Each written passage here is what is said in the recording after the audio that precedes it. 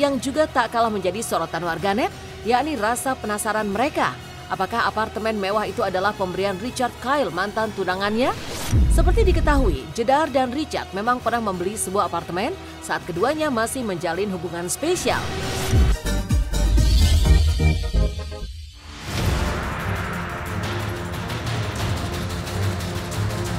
Meninggalkan perseteruan antara Denny Sumargo dan DJ Ferny Hassan yang semakin memanas.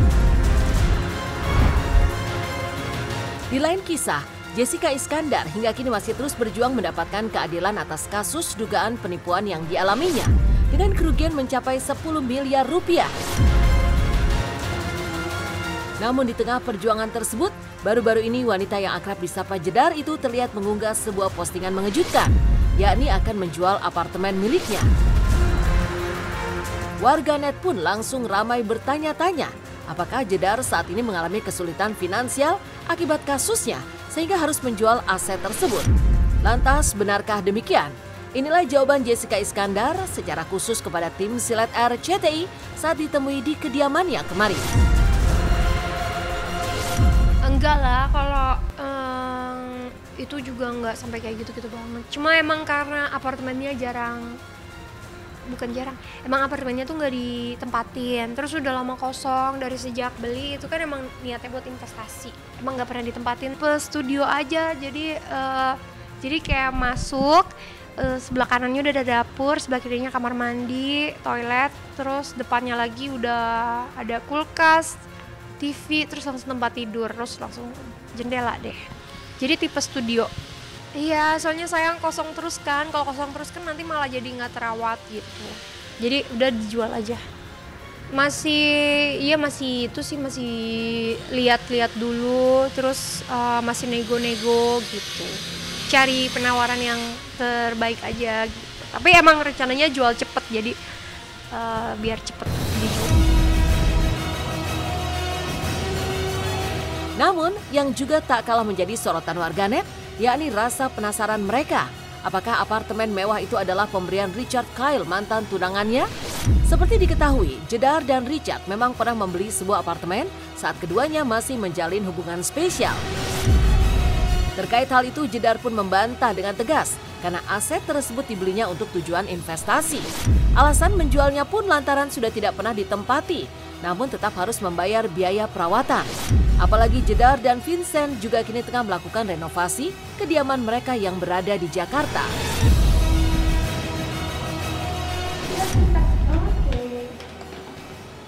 Jadi ini pemirsa, ini nanti kalau kita akan tinggal di sini, aku bantu. Jadi duduknya di sini. Ini rak sepatu kita. Soalnya kan sepatu aku banyak, sepatu Richard banyak, ya kan? High five! Di situ dapur bersih. Meja makan 36.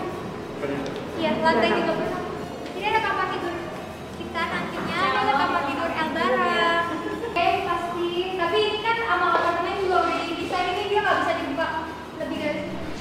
Bukan. Nggak usah bahas-bahas itu masa lalu. Waktu itu sebenarnya investasi aja. Dia jual karena pastinya karena udah investasinya udah cukup balik modal, udah menghasilkan juga, terus emang gak kepake, terus emang karena kita lagi butuh aja buat tambahan biaya renovasi, jadi ya udah mendingan dijual gitu.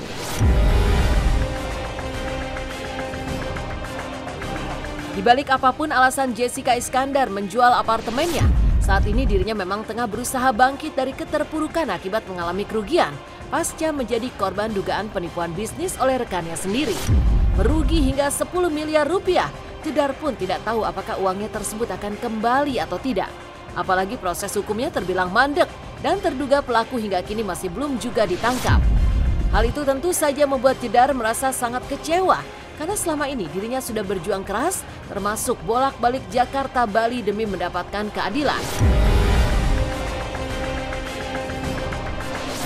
Sebagai korban, itu aku cuma ngerasa kecewa pasti karena prosesnya lambat dan terkesan ngawang-ngawang.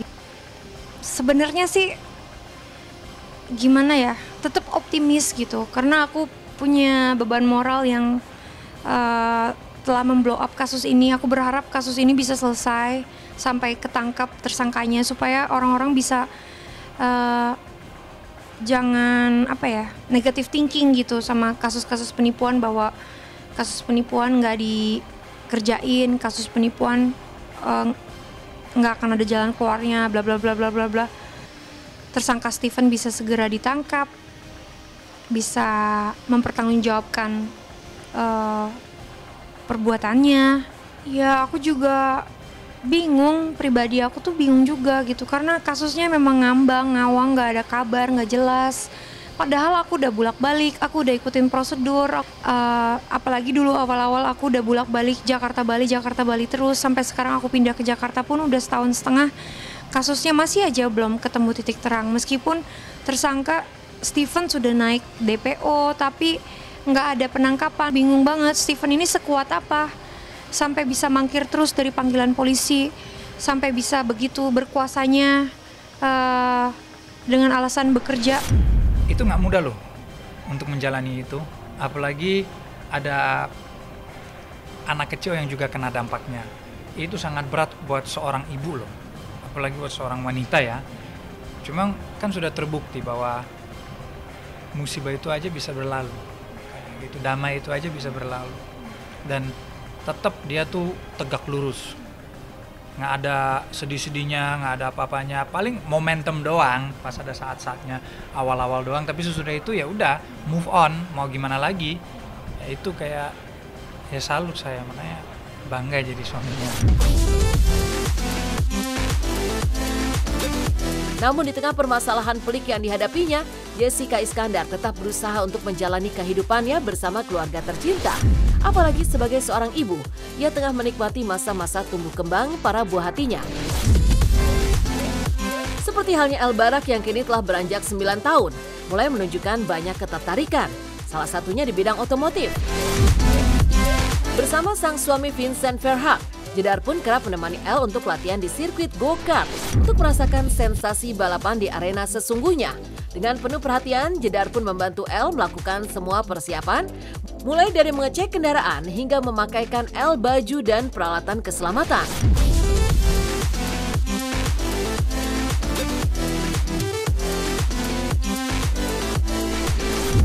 Lumayan tebel nih, jadi dia udah double. Terus di dalamnya ini ada yang buat jagain dadanya. Coba El, naik lagi kakinya. Tadi digedein dikit soalnya ternyata kakinya El kepanjangan. Saya kira nanti cobanya gimana, pelan-pelan dulu ya.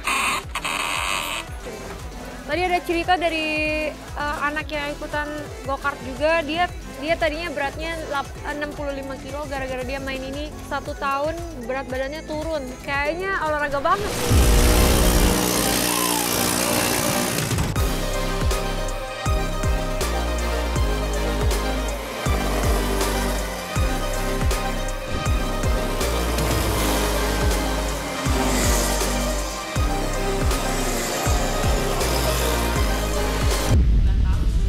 Nggak apa-apa sih, karena dia kan memang anak laki, jadi biarin aja dia coba-coba gitu.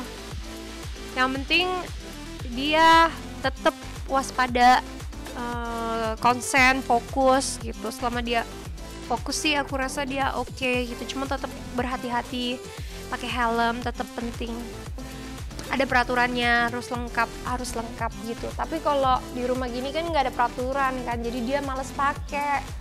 Udah ada bootsnya, ada buat pelindung dada, ada jaketnya, bajunya, dengkulnya buat knee pad, ada buat ini juga padnya semuanya gitu. Ada helmnya, sebenarnya helm itu helm omanya yang dipakai. Kalau helm untuk motor trailnya ada, cuma dia agak besar ya gitu. Jadi dia full sampai nutupin muka, makanya dia kepanasan gitu. Jadi nggak dipakai.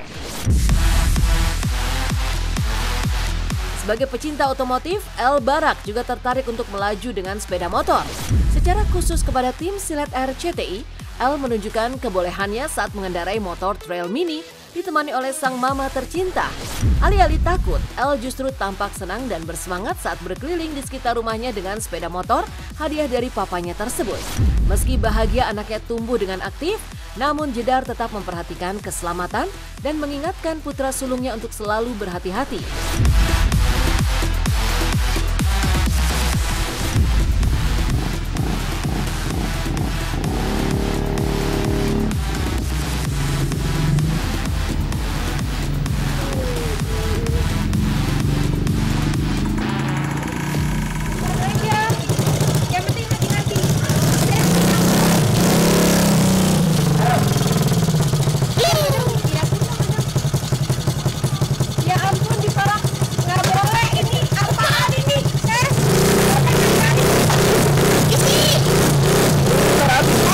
Dipakai dulu, Pak. Masukin dulu. Iya, anak aku kan ini sebenarnya hadiah ulang tahun dari papanya. Udah pas umur berapa ya? Umur 7. Hadiah ulang tahun umur 7. Cuma waktu di Bali mana dia?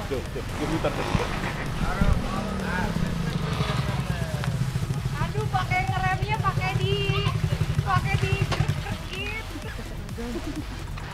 El, gimana? Happy gak naik motor El? Iya. Jalan-jalan sore hari. Iya. Waktu di Bali dipakai. Waktu itu main di villa. Cuma karena villa kita waktu itu villa perumahan banget. Dimarahin sama tetangga. Jadi sejak itu kita nggak pernah mainin lagi karena takut ganggu. Terus dibawa ke Jakarta. Karena dari umur 7 kan, sekarang El udah umur 9, berarti itu udah 2 tahun kan. Nah 2 tahun itu mesinnya sempat rusak ya. Apanya rusak? Apanya? Nih pokoknya apa nih? Ininya rusak nih. Akinya ya? Akinya rusak. Terus ininya juga kemarin tuh sempat karatan. Oke, ke pinggir dulu El. 2 tahun nggak dimainin, sempat karatan, akinya rusak. Makanya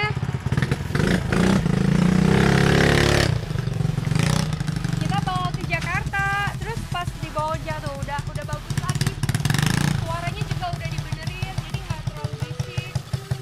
Jadi suaranya sekarang lebih kalem. Terus habis dibenerin di servis. Cakep lah, namanya ini kan olahraga ekstrim ya. Nih kalau di Bali ada sirkuitnya memang untuk anak-anak. Untuk anak-anak main motor trail itu ada sirkuitnya. Cuma kalau di Jakarta aku belum tahu sirkuitnya untuk main motor trail ini di mana. Kalau nggak salah ada tapi jauh di Sentul. Jadi ini main di rumah dulu. Dulu waktu di Bali dia belajar memang ada sekolah motor trail, diajarin langsung sama waktu itu juara 1 motor trail di Indonesia. Kita pernah diajarin El gitu, jadi dia udah bisa gitu. Cuma aku tetap was-was karena aku kan ini namanya mainnya kan di depan rumah banyak motor, mobil, jadi aku was-was. Aku terus ingetin El harus lihat-lihat ya, kalau belok, kalau mau jalan itu harus lihat-lihat dulu. Cukup oke gitu, tapi aku sebenarnya was-wasnya kalau mainnya di perumahan gini kan, soalnya banyak motor, mobil gitu, aku jadi agak was-was. Jadi harus diikutin kan supaya was-was ngelihat kalau ada motor atau mobil lagi kenceng kan, itu kita nggak tahu gitu. Makanya aku was-wasnya di situ.